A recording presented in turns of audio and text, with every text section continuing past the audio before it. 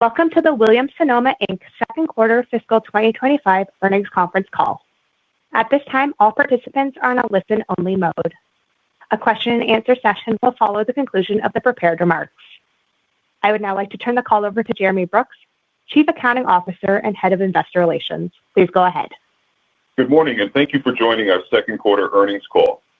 I'm here today with Laura Alber, our Chief Executive Officer, Jeff Howie, our Chief Financial Officer, and Samir Hassan, our Chief Technology and Digital Officer. Before we get started, I'd like to remind you that during this call, we will make forward-looking statements with respect to future events and financial performance, including our updated guidance for fiscal 25 and our long-term outlook. We believe these statements reflect our best estimates. However, we cannot make any assurances that these statements will materialize, and actual results may differ significantly from our expectations.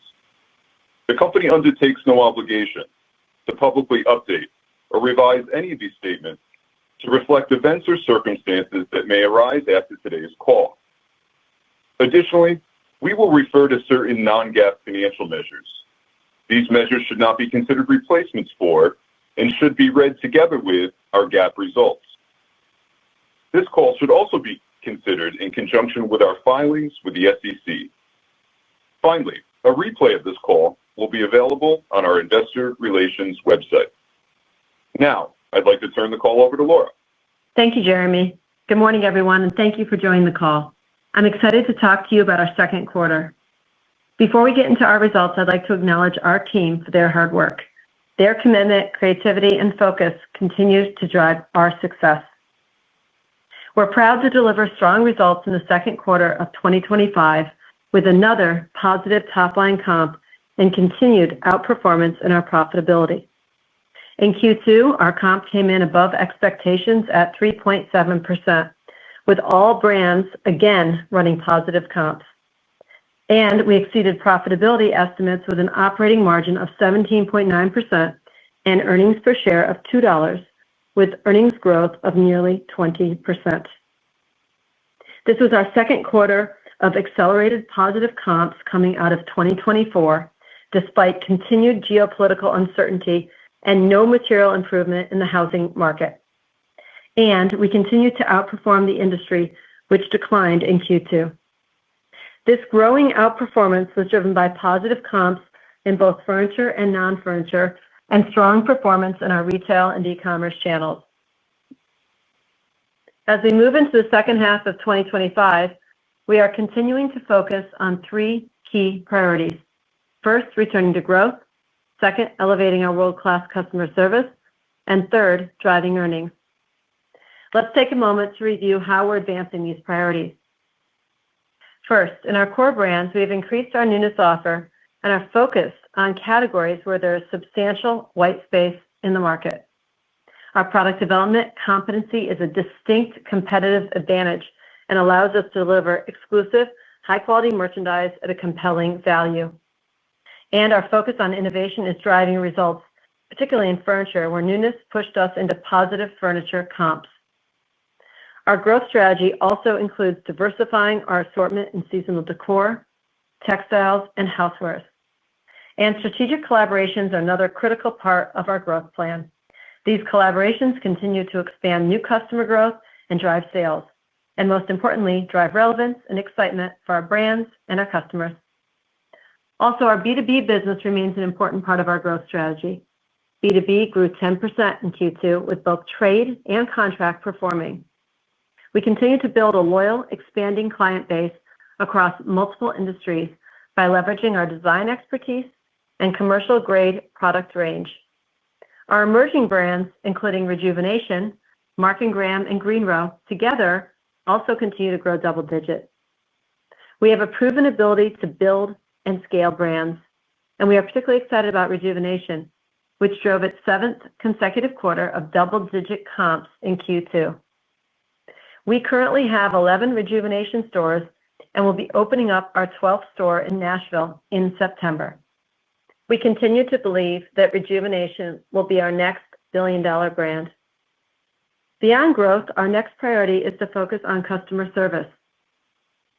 We are committed to providing flawless customer service with orders that are delivered on time and damage-free every time.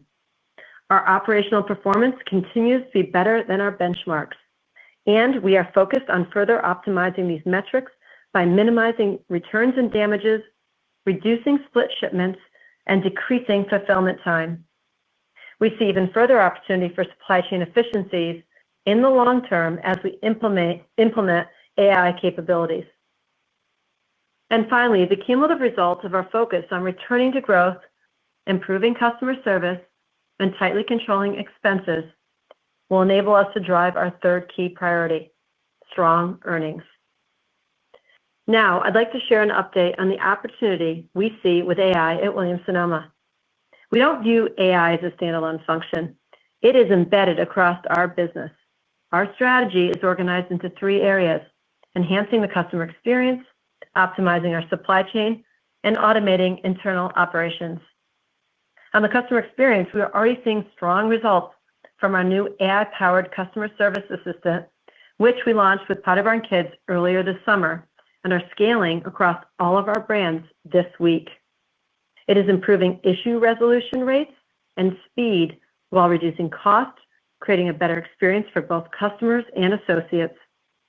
We are also advancing our next generation of digital design tools and preparing to launch a culinary companion that will help customers with everything from cookware discovery to holiday entertaining. In the supply chain, our vertically integrated model gives us unmatched control from design to sourcing to final mile delivery. This enables us to apply AI end-to-end, improving forecasting, optimizing inventory, and increasing delivery accuracy. Few in our industry have the breadth of ownership to unlock this level of efficiency. And finally, we are driving meaningful efficiency gains in our internal operations. Through our proprietary AI platform built to rapidly create secure business-specific applications and through partnerships with best-of-class providers, we are automating workflows across functions such as finance, HR, and technology. Early adoption has already yielded measurable improvements in productivity, software development velocity, and creative production. The foundation across all of this is our proprietary data, combined with decades of expertise in design, culinary, and omnichannel retail. We are already seeing very real impact and financial results from these investments, from higher conversion and sales growth to measurable cost savings and productivity gains. AI is not just a future opportunity for us. It is delivering results today, and we believe it positions Williams-Sonoma to lead our industry in applying AI with both creativity and discipline. Turning to guidance, we are encouraged by our strong sales trends so far in 2025, and therefore we are raising our top-line guidance. We now expect full-year comparable brand revenue growth to be in the range of 2 to 5%. In terms of how that incremental revenue flows through to our operating margin, we expect that this additional top-line growth will be pressured by incremental tariff costs. Therefore, we are not raising our operating margin guidance, and we are reiterating our expectation that our full-year operating margin will be in the range of 17.4% to 17.8%. Since we last gave guidance, the tariff environment has evolved. Specifically, our incremental tariff rates have doubled since our Q1 earnings call. Jeff will walk you through more details around our updated guidance. I would like to update you now on our tariff mitigation effort. We continue to be actively and aggressively mitigating what we can with our 6-point plan. First, we are successfully obtaining cost concessions from our strong vendor community. This includes reductions on current products, but also reductions in price on the newness that we are bringing in and developing. Second, we are actively resourcing goods to get the best cost for our customers. Third, we are identifying further supply chain efficiencies in our network. Fourth, we are optimizing expense through tight cost control and financial discipline. Fifth, we are expanding our Made in the USA assortment, production, and partnerships. And lastly, we are carefully taking select price increases on products with a focus on maintaining competitive pricing. We expect the next time we talk about tariffs with you, the landscape may be different. But for today, all effective tariffs are reflected in our updated guidance. Now let's review our brands. Pottery Barn ran a positive 1.1% comp in Q2, and since 2019, the brand ran a 42.6% comp. Pottery Barn is executing its strategy to step up innovation, provide better value, improve channel experiences, and reduce promotions. And we are pleased with the initial reads of our fall launch. In particular, customers continue to respond to our innovation in proprietary design and furniture. Our Pottery Barn stores are a key part of our success and continue to outperform. Customers have shown their love for the in-store shopping experience, and we have responded by focusing on improving retail inventory availability, refreshing product assortments, and enhancing design services. We are pleased to see our strategies working at Pottery Barn. We believe the brand will continue to improve its sales trend through increased newness, exciting brand collaborations, and strong design services. Now I'd like to talk to you about our Pottery Barn children's business, which ran a 5.3% comp in Q2, representing the sixth consecutive quarter of positive comps. And since 2019, Pottery Barn Kids and Teen ran a 25.9% comp. Innovation across our product offering and the shopping experience has been key to delivering this growth. The children's business continues to see strong response to our new product launches as we address evolving trends in furniture and decor, and our effective collaborations are driving demand and new customer growth. In these life stage brands, the journey starts with baby. In the baby business, we delivered growth in nursery furniture and our expanded offering of keepsake gifts. Moving to our back-to-school business, which has been strong, we are focused on offering high-quality gear, at-home study solutions, and everything students need for the dorm. We continue to acquire new customers with our dorm decorating solutions, market-leading quality, and exclusive collaborations. We are making shopping easier through our enhanced Pickup Near Campus program. Our customers can ship to any of our over 450 Williams-Sonoma Inc. stores nearest to their school. Additionally, we've expanded our offering in store and provide free design services for dorm. And in the quarter, we acquired the intellectual property of Dormify, which we believe will expand our presence in the dorm space as we develop it as our 10th brand. As we look to the balance of the year, we feel confident in our pipeline of product innovation and our consistent brand promise. We continue to focus on quality, sustainable goods that are built to last over the childhood years at a compelling value. Now let's review West Elm. West Elm ran a positive 3.3% comp in Q2. Since 2019, West Elm has grown 41.9%. We continue to make progress against the brand's four key pillars: product, brand heat, channel excellence, and operational efficiencies. In Q2, West Elm drove positive comps in both furniture and non-furniture. Product innovation is driving strong performance with newness of double digits year over year. Fall is on track to be the brand's most successful launch of the year, with standout collections across all categories. Collaborations are also an important part of West Elm's growth. The brand's collaboration with award-winning designers Pearson Ward continued to be a huge success throughout Q2. This collection is West Elm's top-selling collaboration to date. The co-designed line received widespread acclaim, earning top-tier press coverage. Also in July, the brand launched their second kids collaboration with Joseph Altuzarra. We're excited by the momentum at West Elm. Their growth strategy is working, and we have a sizable opportunity for this brand. Now let's review the Williams-Sonoma brand. We're thrilled to report the brand's third consecutive quarter of positive comps, running a 5.1% comp, and since 2019, the brand ran a 39.9% comp. Our design-led approach and exclusive partnerships continue to expand our market reach and relevance. Customers are responding to our inspirational product stories with amazing chefs and innovative product launches to introduce color into their kitchens as well as new technologies.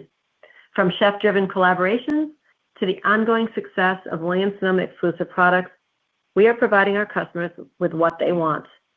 We're thrilled to build on this momentum with additional launches planned for the second half of the year across all categories.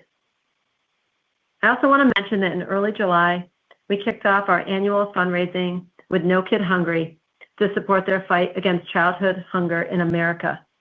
And to date, we have raised over $20 million for No Kid Hungry through customer donations, events, and our Tools for Change collection of spatulas designed by celebrities, chefs, and influencers. I want to thank everyone that has helped us raise both money and awareness for this very important cause. Turning to the Williams-Sonoma home business, strong launches in lighting, textiles, and decor partially offset softness in the furniture this quarter. In Q2, all non-furniture categories grew, demonstrating our ability to provide elevated decorating updates for the home. Now I'd like to update you on B2B growing 10% in Q2, with both trade and contract delivering double-digit comps. Leveraging our design expertise and commercial-grade product assortment, we've built a strong and growing client base across multiple industries. Our B2B offering remains a powerful differentiator, and we are seeing continued momentum. Now I'd like to update you on our emerging brands, which continue to drive strong growth and profitability. Rejuvenation delivered another strong quarter of growth with double-digit comps. The brand's strong performance continues to be fueled by strength in core renovation categories, and product innovation continues to drive growth. In Q2, we expanded finishes across categories, introduced new statement lighting collections, and size options to our vanities and bath hardware to better meet project needs. We also see strong demand in newer hardware categories. Rejuvenation is well-positioned to sustain growth through the second half of 2025 and beyond. Mark & Graham ended the quarter with strong momentum, also driven by ongoing growth in their new baby and pet categories, along with the successful launch of their new back-to-school and early fall collections. As they head into the holiday selling season, corporate gifting becomes a larger focus for the brand, and we are excited by the potential of this great business. Now turning to our newest and smallest brand, Green Row. The brand delivered strong growth in Q2, driven by increased demand for core vintage-inspired furniture collections, printed upholstery fabrics, and a launch of fall newness in June. Green Row continues to innovate with new materials, thoughtful collaborations, and uniquely optimistic products. The product line is incredibly beautiful in person, and we are actively looking for a couple of store locations to test this concept at retail. Last, I'd like to talk about our global business. We continue to deliver strong performance across our strategic global markets, including Canada, Mexico, India, and the UK. In Canada, both retail and DTC channels are outperforming, supported by a differentiated product offering, an enhanced omni-channel strategy, and the expansion of our B2B program. In Mexico, where we partner with Liverpool, results remain strong, driven by the success of our expanded summer assortment and strategic growth in the design and trade business. In India, where we work with Reliance, growth is driven by new marketing initiatives that are driving brand awareness. And in the UK, we are leveraging strong trade segment momentum while executing against our plan for the upcoming online launch of Pottery Barn UK this fall. In summary, we are proud of our strong execution and outperformance in Q2, with accelerating positive comps and strong profitability. The current level of macroeconomic uncertainty does not distract us from our focus and determination. Across the company, we are all committed to improving our channel experiences and building strong brands. Every day we come to work with a focus on innovation, product design, and customer service, which differentiates us across the industry.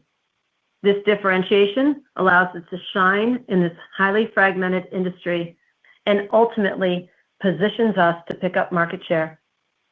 With our three key priorities, returning to growth, enhancing our world-class customer service, and driving earnings, we are set up well to continue executing in 2025 and beyond. With that, I will turn it over to Jeff to walk you through the numbers and our outlook in more detail. Thank you, Laura, and good morning, everyone. Our results this quarter exceeded our expectations on both the top and the bottom line. Here are some key highlights from Q2. All brands delivered positive comps for the second straight quarter. Furniture and non-furniture categories both ran positive comps, reflecting strength across all facets of our offering. White space opportunities such as dorm and Wet Zone Kids grew double digits. Our emerging brands continued their streak of double-digit positive comps, with Rejuvenation having especially strong performance. B2B delivered another strong quarter of growth, with a 10% comp and a near-record quarter in our contract business. Retail and e-commerce both drove positive comps. Our supply chain team delivered all-time best across nearly all customer service metrics, while simultaneously improving efficiency and reducing costs. Our marketing team drove more customer engagement and strong sales with less advertising spend. And we drove EPS growth of nearly 20% to $2 per share. We delivered these results amidst a weak housing market, high interest rates, and macroeconomic uncertainty, all while navigating an unprecedented level of tariff volatility. Our results would not be possible without the talented team we have at Williams-Sonoma Inc. I'd like to thank our team for their relentless dedication to delivering strong financial results and outstanding customer service. Our team is the best in retail. Now, let's get to the numbers. I'll start with our Q2 results and then cover guidance for Fiscal Year 25. Q2 net revenue finished at $1.84 billion. Our revenues exceeded the high end of our expectations at a positive 3.7% comp. We gained market share in the quarter, even as we increased our penetration of full-price selling. All brands delivered positive comps for the second consecutive quarter, driven by positive comps in both our furniture and non-furniture categories. From a channel perspective, both the retail and e-commerce channels delivered positive comps, with retail up 7.3% comp and e-commerce up 2% comp. Both channels benefited from improved in-stock from our higher inventory levels. Moving down the income statement, gross margin exceeded our expectations, coming in at 47.1%, 220 basis points higher than last year. Merchandise margins accounted for 190 basis points of our gross margin improvement. Select price increases and higher full-price selling drove this improvement. Our Q2 results saw a minimal impact from tariffs due to our tariff mitigation efforts, including the front-loading of lower tariff receipts in Q1. Supply chain efficiencies drove the remaining 30 basis points of improvement in our gross margin. We continue to realize expense savings across manufacturing, warehousing, and delivery from our focus on customer experience and efficiency.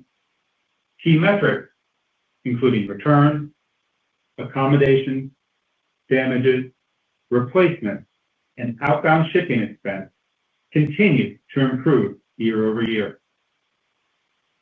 Occupancy costs, although up 2.1% on a dollar basis, were essentially flat as a percent of revenue. Overall, our gross margin this quarter exceeded our expectations. Turning now to SG&A. Our SG&A ran at 29.2% of revenue, 20 basis points lower than last year. Employment expense deleveraged 100 basis points, primarily due to higher incentive compensation from our strong results this quarter. We continue to manage variable employment costs across our stores, distribution centers, and customer care centers in line with top-line trends. Advertising expense was 80 basis points lower year-over-year. Our in-house marketing team drove more customer engagement and strong sales with less advertising spend. General expenses leveraged 40 basis points from our higher revenues and are keeping a tight lid on expenses. On the bottom line, our earnings exceeded our expectations. Operating income grew 18% to $328 million. Operating margin at 17.9% was 240 basis points above last year, and diluted earnings per share grew nearly 20% year-over-year to $2.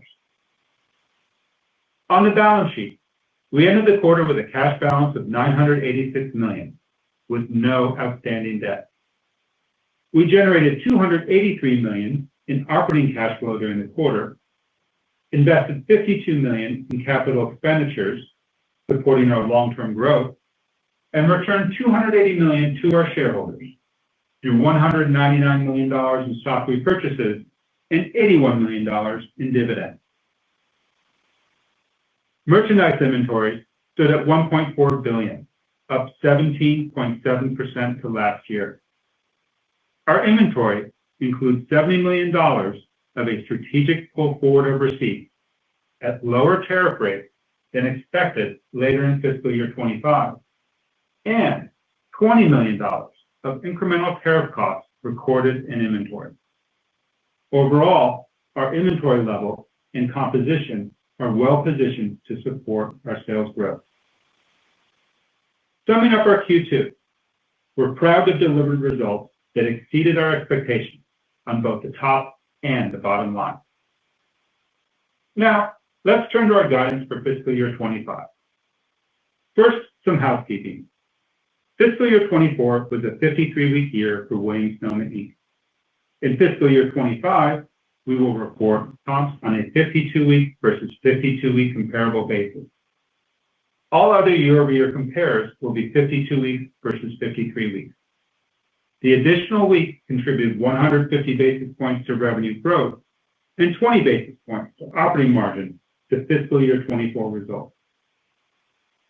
Additionally, in the first quarter of fiscal year 24, we recorded a $49 million out-of-period adjustment related to prior year freight accruals. This benefited fiscal year 24 operating margin results by approximately 70 basis points. Our guidance for fiscal year 25 will use our fiscal year 24 results without the out-of-period adjustment as a comparable basis. As we turn to guidance for fiscal year 25, we remain focused on what we can control, executing our three key priorities: returning to growth, elevating our world-class customer service, and driving earnings. We're confident in our growth strategy, and we are encouraged by the momentum in our business. On the top line, we are raising our fiscal year 25 net revenue guidance. We now expect full year 25 comp to be in the range of positive 2% to positive 5%, with total net revenues in the range of positive 0.5% to positive 3.5% due to the 53rd week impact from last year. Our guidance assumes no meaningful changes in the macroeconomic environment, or interest rates, or housing turnover.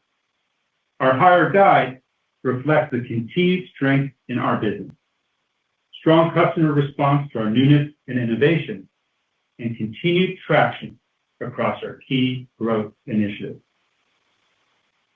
On the bottom line, we are reiterating our full year operating margin guidance of 17.4% to 17.8%.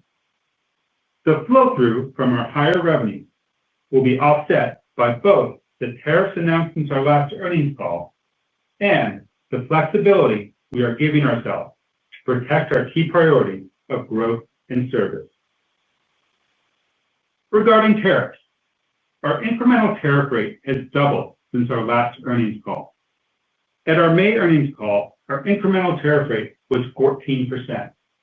As of today's call, it has doubled to 28%.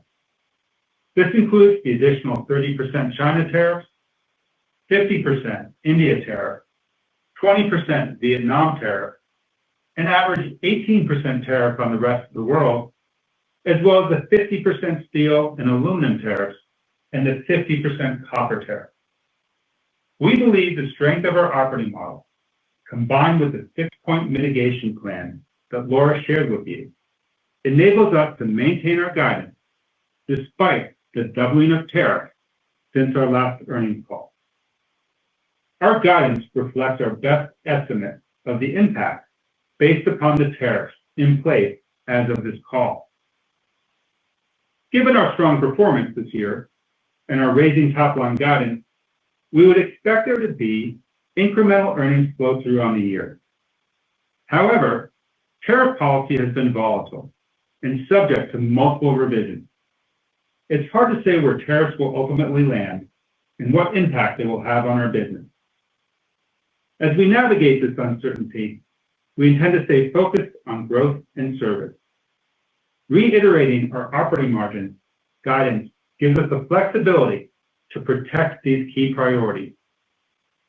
The key point here is we are raising our top-line guidance based upon momentum in our business and reiterating our bottom-line guidance to give us flexibility as we navigate the tariff uncertainty. Also today, we are providing some further input for modeling purposes. We expect our full-year interest income to be approximately $30 million and our full-year effective tax rate to be approximately 26.5%. Turning now to capital allocation. Our plans for fiscal year 25 prioritize funding our business operations and investing in long-term growth. We expect to spend between $250 million and $275 million in capital expenditures in fiscal year 25. We intend to invest 85% of this capital spend on our e-commerce channel, retail optimization, and supply chain efficiency. We remain committed to returning excess cash to our shareholders in the form of increased quarterly dividend payouts and ongoing share repurchases. For dividends, we will continue to pay our quarterly dividend of 66 cents per share, which is a 16% increase year over year. We are proud to say that fiscal year 25 is the 16th consecutive year of increased dividend payouts. For share repurchases, we have $900 million available under our share repurchase authorization, through which we will opportunistically repurchase our stock to provide returns to our shareholders.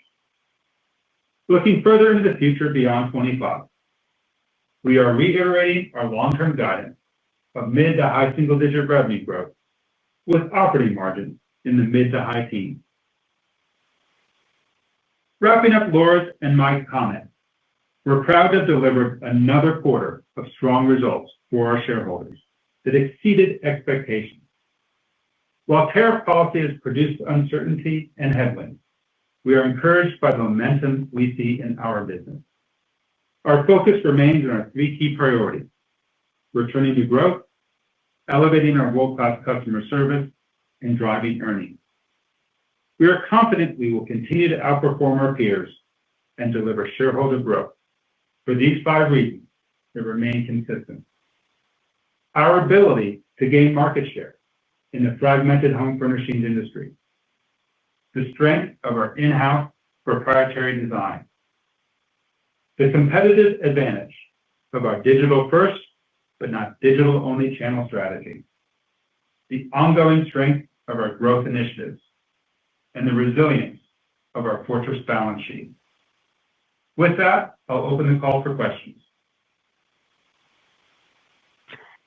If you would like to ask a question, please press star followed by the number 1 on your telephone keypad.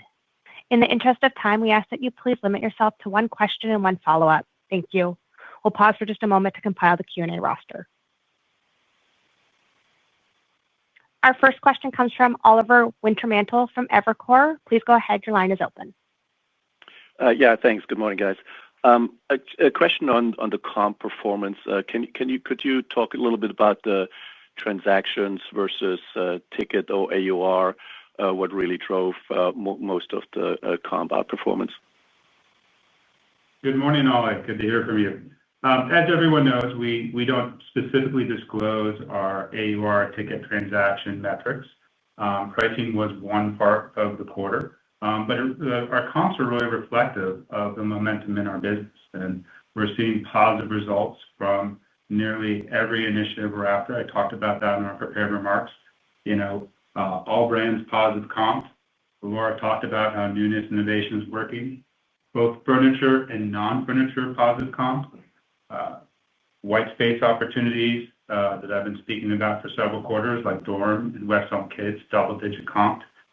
Emerging brands, especially Rejuvenation, delivered strong double-digit comps.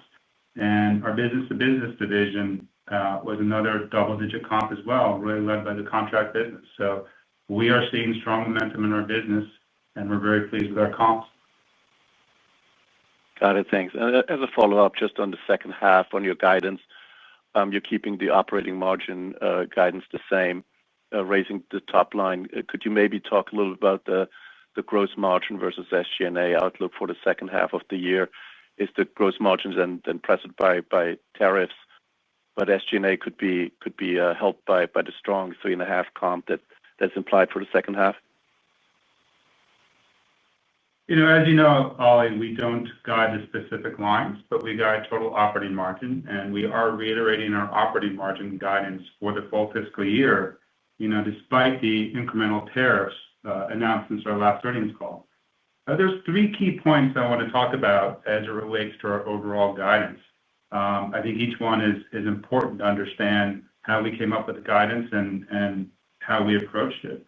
The first point probably has more to do with the top line, and that's that our guidance assumes no meaningful changes in the macroeconomic environment or interest rates for housing turnover. There's a lot of headlines coming out of Jackson Hole last week, and we haven't accounted for any of that. Our higher guide on the top line reflects the continued strength in our business, the strong customer response we're seeing in newness innovation, and, like I just mentioned, the continued traction in our growth initiatives. The second point I'd like to make is our guidance on the bottom line incorporates the fact that our incremental tariff rate has doubled. At the time of our May earnings, our incremental tariff rate was 14%. Today, it's doubled to 28%. That's a lot to absorb. With our 6-point tariff mitigation plan that Laura spoke about on our prepared remarks and our higher revenues, we can maintain our operating margin guide. And that really speaks to the profitability of our operating model. And the third point I'd like to reference is just general tariff uncertainty. Tariffs have been volatile. It's hard to say where tariffs will ultimately land and what impact they will have on our business. And by reiterating our bottom line guidance, we're preserving the flexibility we have as we navigate the tariff uncertainty. So yes, our gross margin overall will be pressured from higher tariffs. They'll be partially offset by supply chain efficiencies, which is one of the points of our 6-point tariff mitigation plan.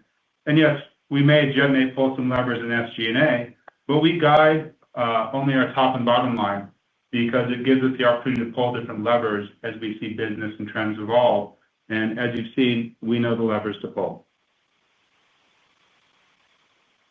Our next question comes from Jonathan Matuszewski from Jefferies. Please go ahead. Your line is open. Hi, good morning. This is Andreas. I'm on for Jonathan. So a question on pricing. So I know you guys raised the comp guidance, and considering the select price increases that you've been taking the past couple quarters, could you provide more insight into the pricing strategy for the back half? And just more context around that would be helpful. Yeah, thank you for the question. It is so important to us that our customers get the best value, design, and quality for their money.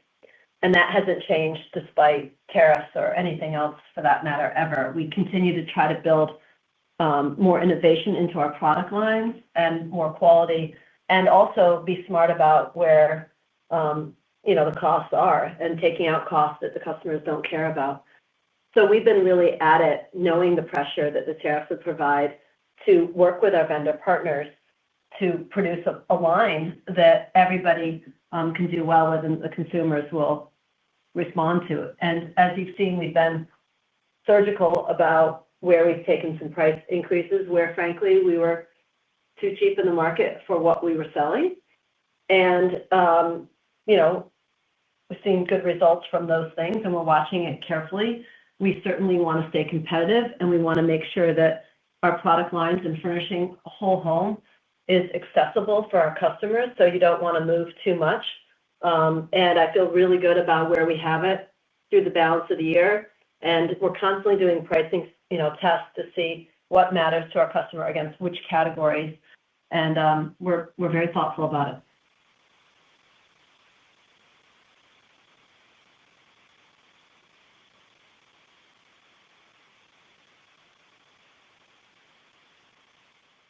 Operator, I think we're ready for the next question.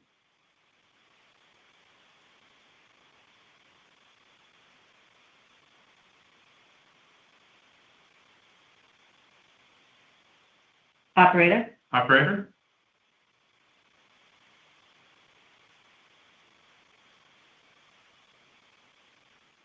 Can you guys hear us? Maybe somebody can star 6 and ask a question. Unmute your line, ask a question. Let's have the free-for-all. I don't know, the operator seems to have dropped.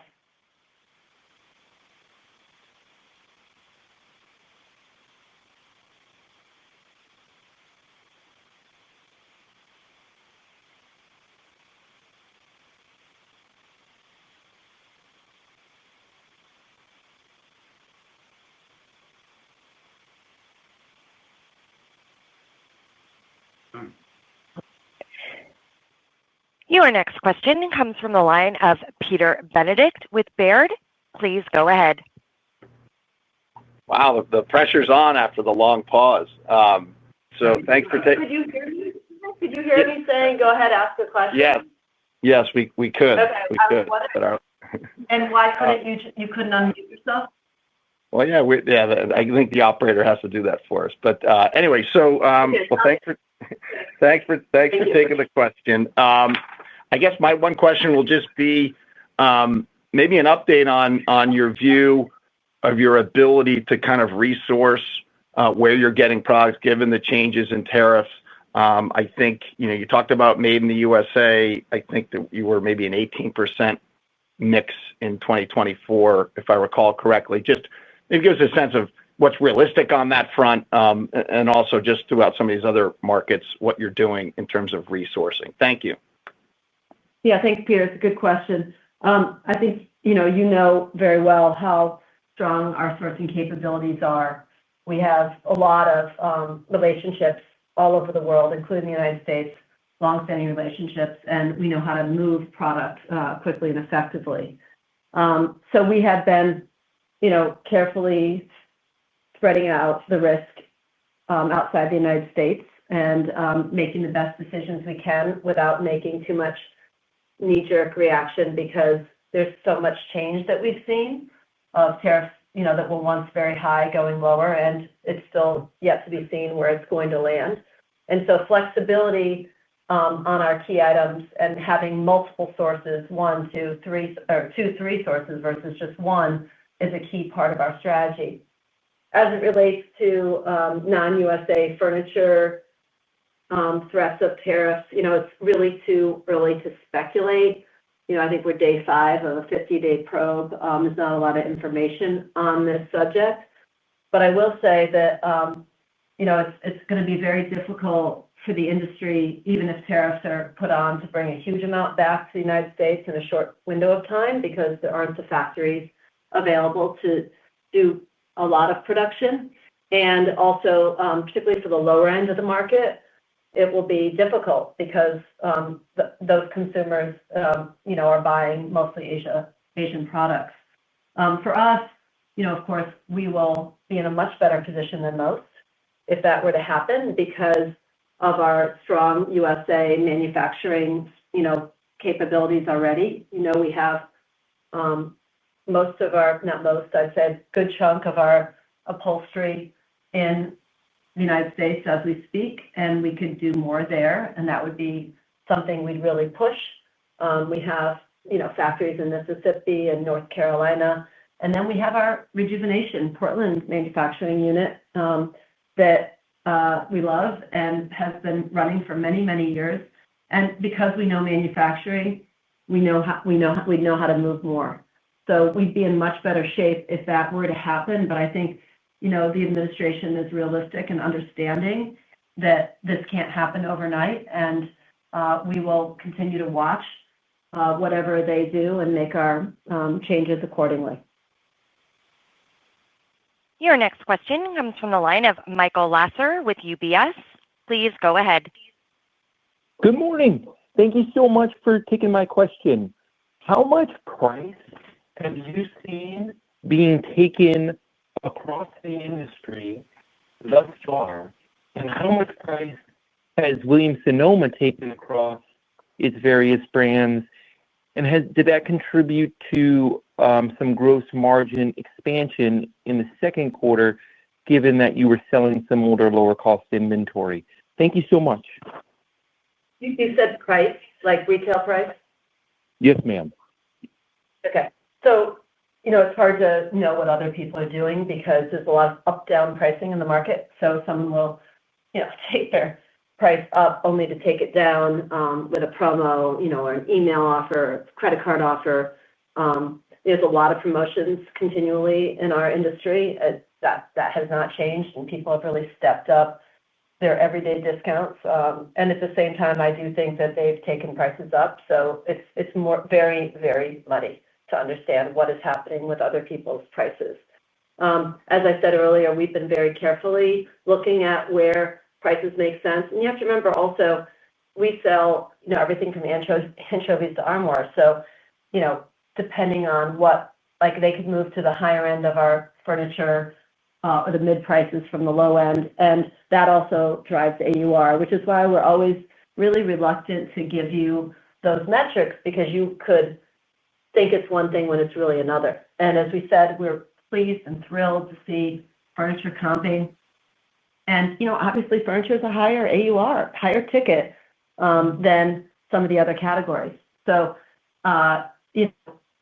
dimensionalizing it is not what we're doing today, other than to say that our pricing strategies, our product strategies are resonating with our customers. And we still have a very accessible, beautiful, high-quality line that we're offering. Your next question comes from the line of Cristina Fernandez with Telsey Advisory Group. Please go ahead. Hi, good morning, and congratulations on the good results. I wanted to ask on the furniture category. It's been positive for the last 2 quarters. What signals are you seeing, more broadly, around consumers wanting to shop furniture? And do you think it's just the newness you're offering or a more kind of broad-based improvement? Yeah, there's nothing that would indicate that there's something going on in the macro, right, Christina? You're not seeing housing improve. Did we hit the bottom? Could be, but it's really related to the product offer. We can see it completely linked to the newness we're bringing in. I talked about West Elm just really hitting it out of the park with this fall assortment, and a lot more newness on the floor and, at DTC, and it's really resonating with our customers, and we're seeing, similar response in all of our brands. So where there's strong newness, we're seeing really strong furniture results.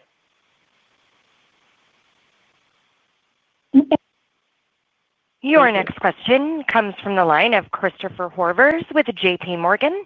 Please go ahead. Christopher, your line is open. Thanks. Good morning, and thanks for taking my question. So I did want to follow up on some of the inflation dynamics. It looks like if you use the CPI data, the category saw inflation accelerate around 270 basis points from 1Q to 2Q. Your comps accelerated modestly. So was there some elasticity perhaps that showed up? Is that just not representative of the price, perhaps, or was there perhaps some maybe pull forward into the first quarter as the consumer tried to get ahead of tariffs? Thanks so much. Good morning, Chris. It's like 5 questions in one. Let me start with demand pull forward. We did not see any indications of demand pull forward in the quarter. If you look at our past 3 quarters, our comps have been almost all in the same ballpark, 3.1, 3.4, 3.7. There's not a huge indication of any demand pull forward there. They've been consistent. We haven't seen any short-term spike that would be indicative of a demand pull forward. I think what's happening in demand is more what Laura just touched on, is the customers responding to our initiatives. That's the efforts we put in the brands around newness, innovation. It's a lot of our white space opportunities. It is the way we're merchandising our stores and our websites. It's our emerging brands like Rejuvenation. It's just been a broad-based strength and momentum across our businesses. Regarding your question on inflation and elasticity, inflation, pricing was one part of the overall equation for us during the quarter. As Laura talked about, as we talked about ticket transactions, all that, there's a lot of variables in there for us because of the wide mix of our assortment. Customers can trade between that, and the mix can produce a very different result. Trying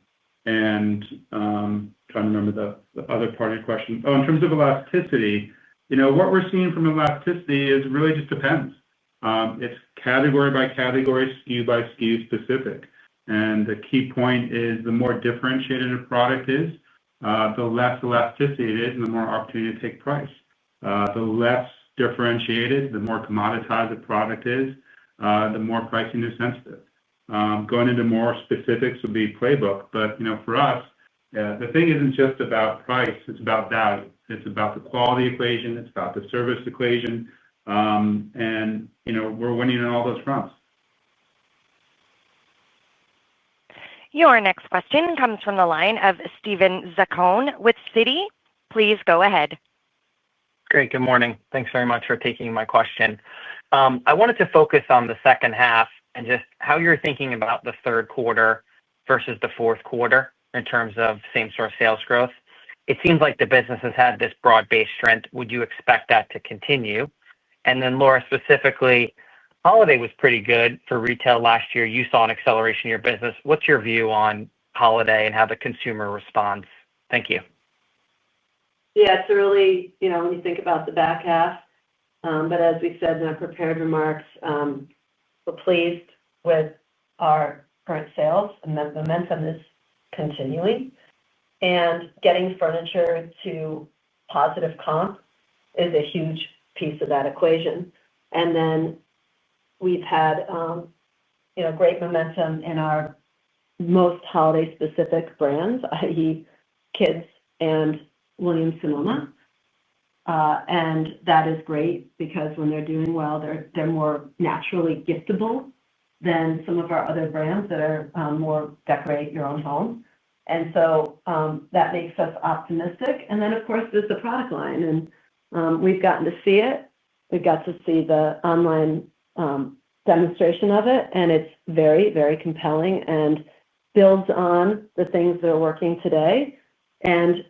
While we're doing well, there's still a lot of things that we can continue to improve. I believe we've improved them in the fourth quarter and the third quarter more than we had last year. That will be good for sales, in my opinion. Your next question comes from the line of Seth Sigman with Barclays. Please go ahead. Hey, good morning, everyone. Nice quarter. I'm just trying to understand how the higher tariff costs will start to phase in here. Merchandise margin in Q3 historically has been pretty similar to Q2. If that holds, it would point to pretty meaningful upside year-over-year. Can you just help us bridge Q2 to Q3 on the margins a little bit more, even if not gross margin, maybe just broadly?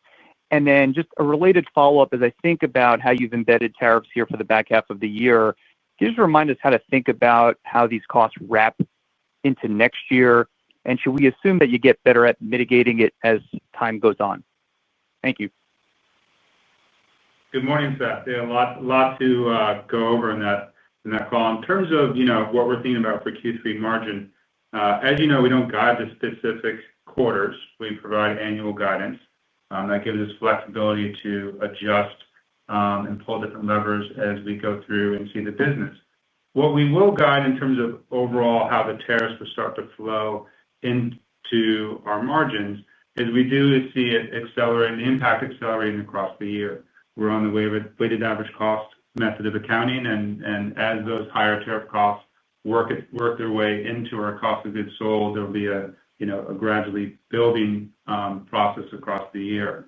In terms of how we think about next year and what it means, we're only halfway through 2025, and there's a lot left of this year to go. I think it's probably too early to just start discussing 2026 guidance. We're very confident in our growth strategies and really encouraged, as we said all morning, by the momentum in our business. The big unknown variable is tariffs. As you know, we've seen multiple rounds of changes, revisions, postponements. Seems almost every other day we're adjusting to something, and we don't have a crystal ball on where it finally lands. With this earnings release, we've reiterated our long-term guidance beyond 2025, but a lot could change over the next 6 months, and we'll leave it at that. Your next question comes from the line of Simeon Gutman with Morgan Stanley. Please go ahead. Hi, everyone. Nice quarter. I want to, hone in again on tariff for a minute. I know you said it's built into the back half. I'm curious how you thought about demand elasticity for the second half, and I want to sort of put out something, how to think about how it impacted the first half for a second, because I think we were under the impression that at least at the initial rates, that there was some sharing, if that's a fair assumption, but some sharing with vendors. And because it was a relatively manageable amount, you didn't have to raise price as much, but maybe price was taken up in advance. So now you have a higher run rate for the second half.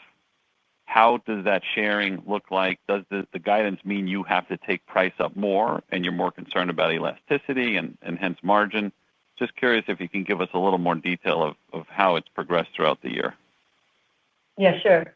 The most important piece of this is the innovation piece, and I don't think you can underestimate what a big factor that is in our guidance and in our results. And it's not about everything that everyone else is doing to us. It's about what we're making happen. We've talked a lot today on this call about product innovation and brand strength and channel excellence. And those initiatives in those categories are what's making us confident in our guidance and the back half. And, in terms of your question about vendor sharing, we have incredible partnerships with our vendors, and they're continuing to help us as much as they can navigate this situation. I want to thank them publicly for all that they've done. And they're the key to this long term is to keep them, in business and strong, and at the same time have everybody share in what we're doing. And we're very mindful to keep our wits about us about pricing because it matters to consumers. And so this price value relationship will be held throughout the back half of the year in the same way that we've done it carefully in the first half. So I don't see us doing anything dramatic, or we don't have plans to do anything dramatic that would be unexpected that should put a damper on sales. Of course, as Jeff said, we're not also, assuming in our guidance a black swan event. So, if anything terrible happened, obviously things would change. But it's really about our initiatives and what we're doing. And there is one thing I mentioned today that we haven't had a question on, and I have Samir here with us, and I'd love to have him talk about our channel experience and how we're moving forward our online experience through the back half, and also how AI plays in that strategy. Thanks, Laura. Appreciate it. So Laura mentioned earlier the results that we're seeing from our investments in AI, which are really exciting. And I think one thing that I'd love to highlight that's important to understand is how we're delivering those results when it's been pretty well publicized that most companies aren't seeing that type of ROI with their AI investments. And that's because AI is an amplifier. And we're seeing it succeed for us because of the strengths we already have. And there's a few I'd love to highlight. One is our vertical integration. We own design, sourcing, manufacturing, last mile delivery, and we're in a position to be able to apply AI across that entire value chain. That puts us in a unique position there. Then you think about our multi-channel model, all the different ways that we connect with our customers. It's not just an online play. It's not just a digital play. We connect with our customers through our stores, through our in-home programs. And AI, again, allows us to amplify those experiences in really exciting ways. And then category authority, you take AI and you pair it with our design expertise in home, our expertise in culinary. And again, that just differentiates us in terms of the experiences we can create from competitors that are creating more generic chatbots. And all this is built on our decades and decades of proprietary data that we've been building. Our DTC model has allowed us to, and we have invested heavily, to make our rich customer product operational data clean and actionable. And while you could say AI is the engine that's driving all this growth, data is the fuel that makes it work. And our CRM and business data is making that engine run. And it's really exciting to see the results we've already delivered, and we think the best is yet to come. Thanks, Samir. And ladies and gentlemen, that does conclude our question and answer session. And I will now turn the conference back over to Laura Alber for closing comments. Yeah, thank you, everyone, for joining. And we apologize for the technical glitch. Unfortunately, I understand the operator temporarily lost power. And thank you for hanging with us. And I would just say I really appreciate your support, your good questions, your interest. And please, if there's ever a question, go to our stores and see what we're doing, because I think that the beauty of what we're doing at retail really tells the story. And there's only better things to come through the holiday season. And when we talk to you next time, we'll be in the thick of it, and we can't wait. So thank you for joining us today. This concludes today's conference call. Thank you for your participation, and you may now disconnect.